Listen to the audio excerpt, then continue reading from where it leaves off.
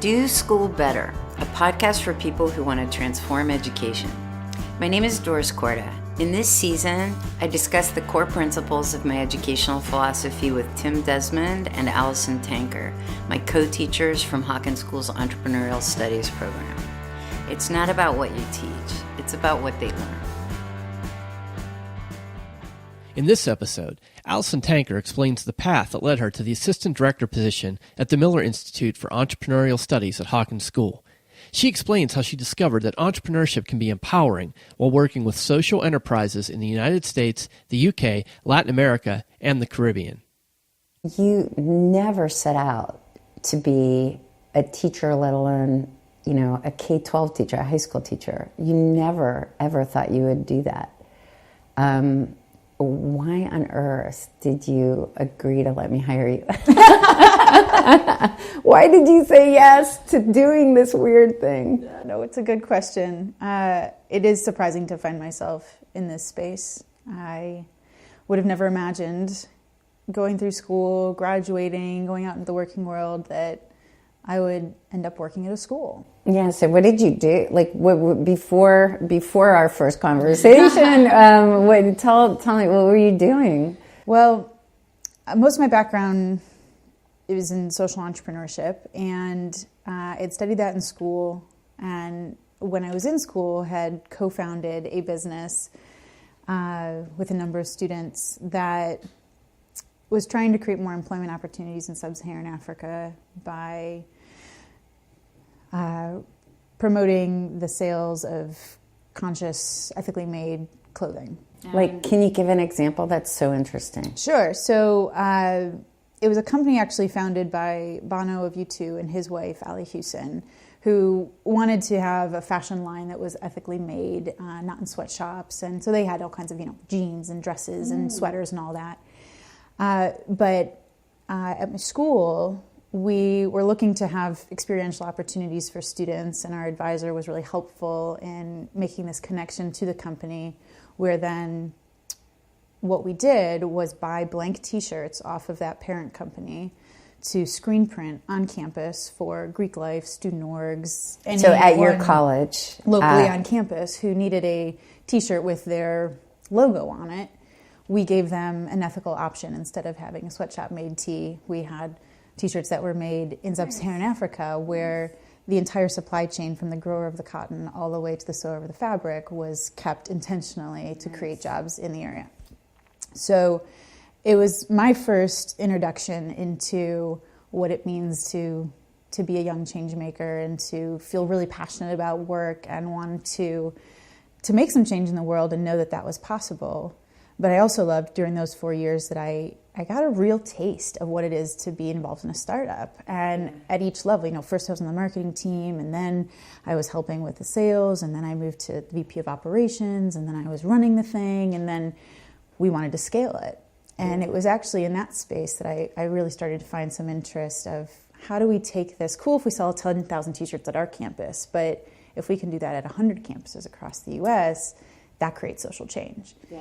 So it was in that space that I started to connect with other people that were passionate and like-minded at other schools, and started to understand where my interest specifically in entrepreneurship, and where I fit in the system kind of was. That said, I also was doing an internship during the summer between my junior and senior year that led me down to Latin America, where I interned with a local Guatemalan company. And they were training local, mostly Mayan women, to go out and sell things like water filters, solar lamps, eyeglasses, things that people in rural areas didn't have access to, but were very beneficial for their health or their economic well-being. And in turn, started to make some income for that female entrepreneur who really hadn't had work opportunities outside of the home prior to that. And I had done some work with them over the summer and really loved being in the trenches, that I was so close to the mission as compared to the work I was doing with the startup in college, the mission was really distant. It was in Africa, and I was in a college in Ohio. It was abstract. It was in a lot of ways. I was very motivated by it, but I wasn't there to really witness the impact. You weren't touching it. Right. So I was completely enthralled to be right on the ground level, working alongside the people. And with that, kind of created an opportunity, I guess, in some ways. I emailed the leader of the group and said, hey, is there any opportunity to take a full-time role? And it worked out that I could come down after graduation. And so I started working for a few years locally on the ground with this organization. And the coolest part for me was to watch these women come in where they were completely timid initially. They were saying, there's no way I could ever have a business. I don't know how to read and write. No one respects me. I've never worked outside the home. This could never work. And it was a locally led initiative. So I was there to support the other Guatemalan leaders who were the ones really training these women. And they would sit there and they say, I thought the same thing about myself, but truly trust us. We're going to be here to train you, and, just come along as, for the first couple trainings and see if it works for you. And over time, within a matter of 6 months, these women are managing their inventory, doing basic maths. They're out there with these baskets of goods, with water filters and their solar lamps. And they're bringing products and services to people that really make an impact in their lives. And to watch these women start to develop this sense of self-worth, where they realized, wow, I can make an impact in someone else's life. I can bring value to their world in something I'm doing, and bringing these products and services to them, and bringing my own ideas to life about what other services or products people need. It truly was empowering. And I knew that from going to college and studying this work, and that even in my own experience of being involved in the startup, how empowering entrepreneurship can be. But to see that on the ground level and really witness these women step into their confidence was powerful. From there, I also then went to Jamaica, where I was working in the Caribbean with another kind of incubator accelerator for entrepreneurs.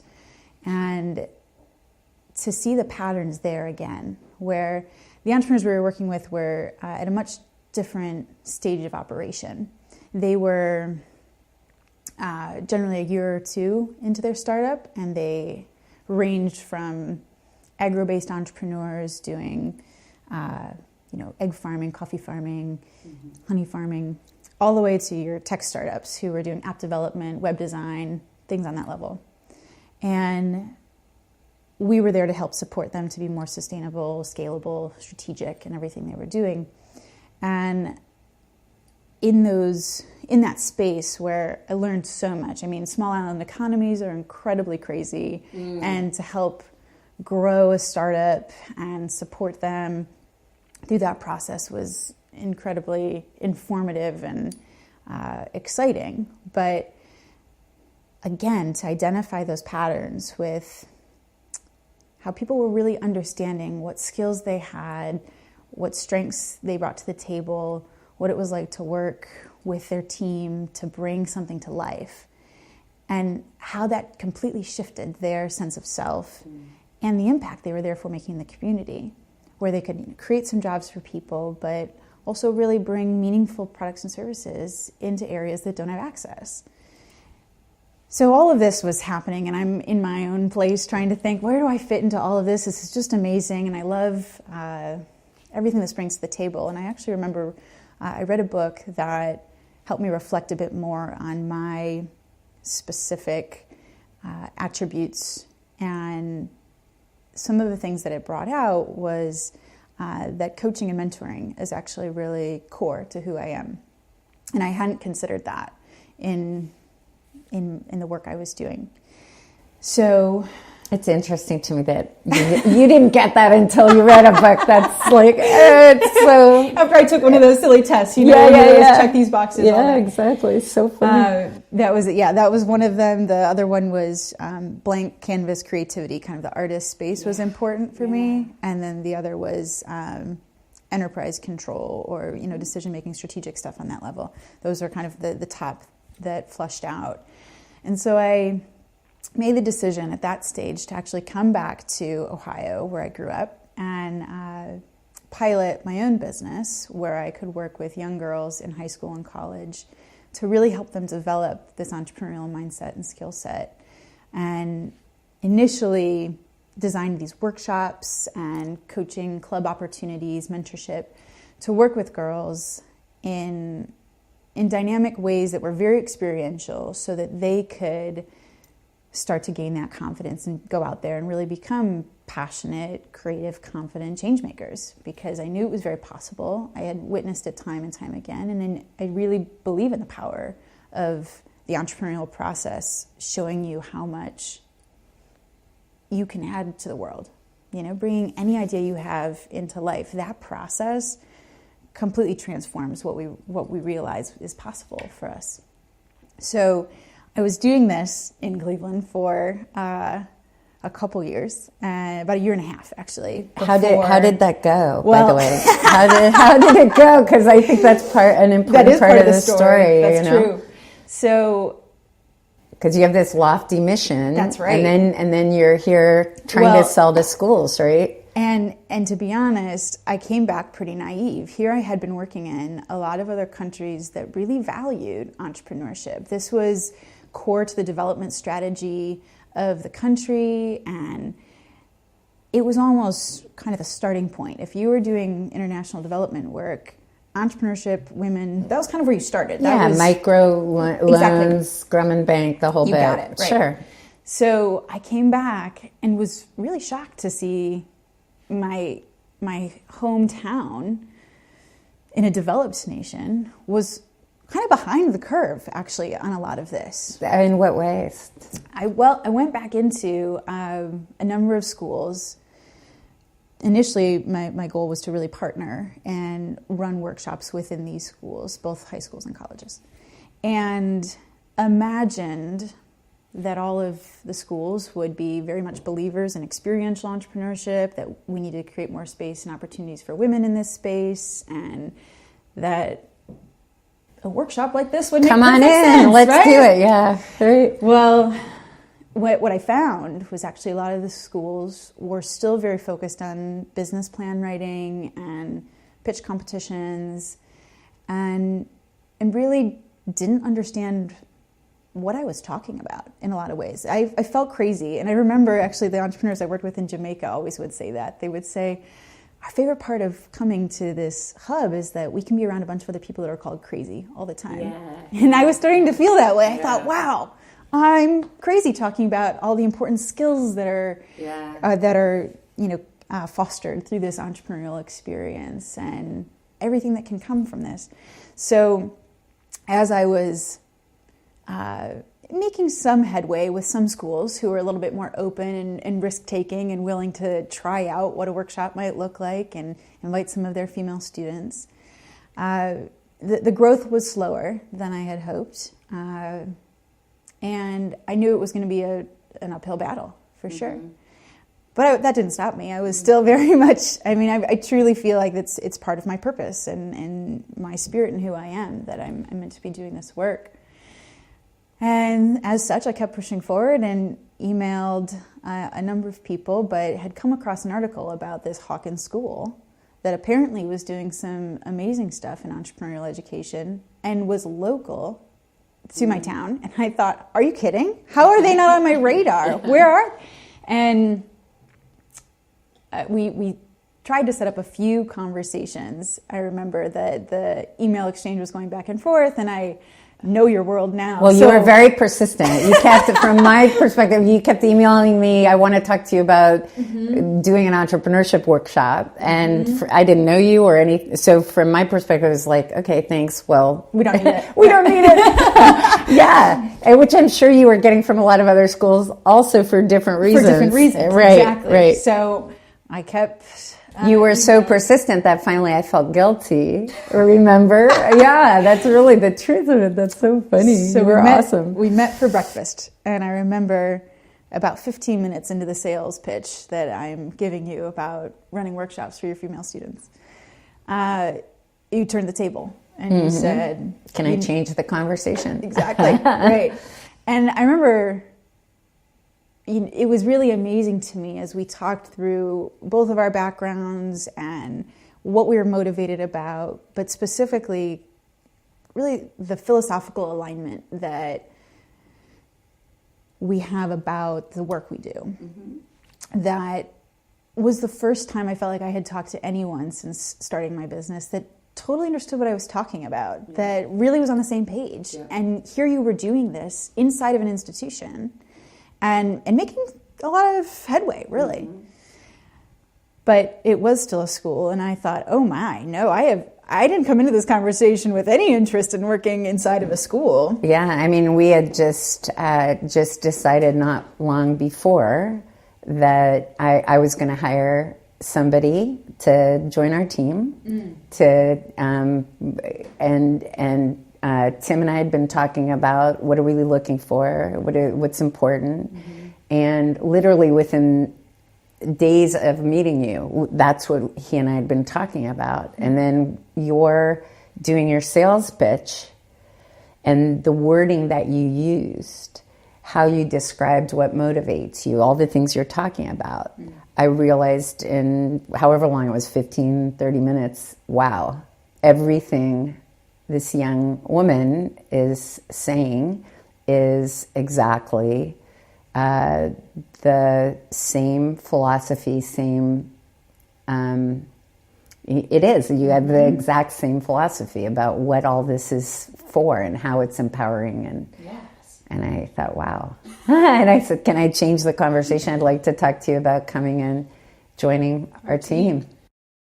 And it was I think it was a few months really that you continued to open me up to this opportunity, because I wasn't very willing initially to let go, or what I thought I was going to have to let go of with the company I had built. I thought, oh my gosh, I feel like I'm shedding layers of my identity by walking away from this. It feels awful that I've been forming these partnerships with a number of schools, and now I'm going to walk away from that to come. Well, what you said to me was that you had a really rough time getting any kind of traction. Absolutely. And that you were just starting to have a handful of schools who were willing to try a workshop, and it didn't feel like the right time. That's right. And then in addition, you said to me that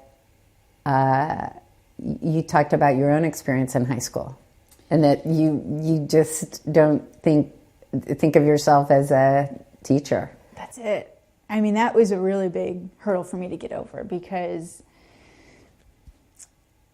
school for me was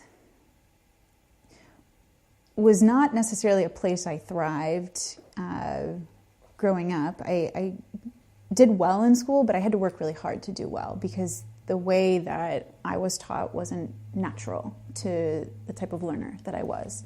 And it wasn't actually till I was in college and a part of a really unique program that allowed me to design my own major and take some control really over my learning and craft a course of study that was aligned with what I was passionate about, but also felt intentional. I understood the importance of having that economics class alongside of the anthropology class, so that I could really have a sense of the world, of which I was trying to then create some solutions for.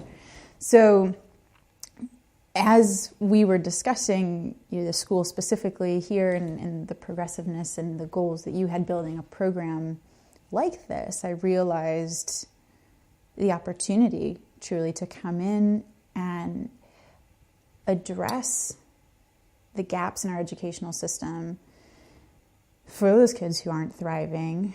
I mean, I think about myself in high school, how much I would have loved a program like this and how much I would have thrived, and recognized at an earlier age the value I have that I bring to the world. Which is a huge piece. It is. I mean, I took think you about years to get right. I mean, I remember it was like my junior year of college, and we were doing these assessments about our skills and whatnot, and it was the first time that I realized my creativity was an asset. I always thought, well, I'm not an artist per se. I'm not I don't draw or paint. I was always a performing artist. But I didn't understand that was useful as a career, in a career path, that was useful to any kind of profession, because it felt so siloed always growing up. You have art class here, you have math class here, you have dance history, classes after school. Exactly. Right. So when I was really recognizing, wow, I have a number of skills that are really useful to this world later, in my educational experience, to imagine we could create that opportunity for students earlier, where at very formative ages, where they're constantly being bombarded by messages from society, the media, family, friends, and especially colleges, that we give them sort of a safe space to say, figure yourself out, right? Be like, have an opportunity to fail a little bit, iterate, pivot, figure out what you look like on a team, how you work with others, and really what you bring to the world. I mean, it was a huge opportunity. And although in some ways I thought, okay, I have opportunity to work with a number of schools, or I could work inside of one. And another big selling point really for me was that your mission is a lot bigger than just one course per se. That the mission, your purpose, I feel like your passion is surrounding educational reform and using this as a model to get there. And it was new for me because I had always seen entrepreneurship as a vehicle for economic development, for female empowerment. But to then know it could also be used to create some incredible changes in education was exciting. And that you're already doing that as well, that you had established this network of other educators nationally, even globally, who were wanting to learn how to develop a model like this at their school. And that you're leading workshops with, 90 some other educators and growing has been really encouraging to know that a number of educators acknowledge that the system is broken and are taking active steps to implement things that are really transformative for students. So a number of those pieces kind of fell into place, and you coaxed me a little bit more and told me to put my faith in it and really trust that I could make a broader impact. But I also think I'm making a deeper impact on a lot of levels. That, here I was within my specific business before this, trying to negotiate for, a 2-day workshop, which would end up being, 16 hours, maybe if I was lucky. And that was huge success if you got one. Exactly, because a lot of the schools said, there's no way we can even give you a full weekend, no. And to know that on a weekly basis, we work with our students for, however many hours, right? Significant hours a day, means that the depth we can get to with these students really moves the needle for their experience. And that's very exciting for me. Yay. Well, I'm thrilled that we were able to get you to have faith and jump in. Thanks for listening to this episode of Do School Better. We would love to hear from you, so please leave us a comment or a review. And if you're interested in learning more, check out wildfire-education.org.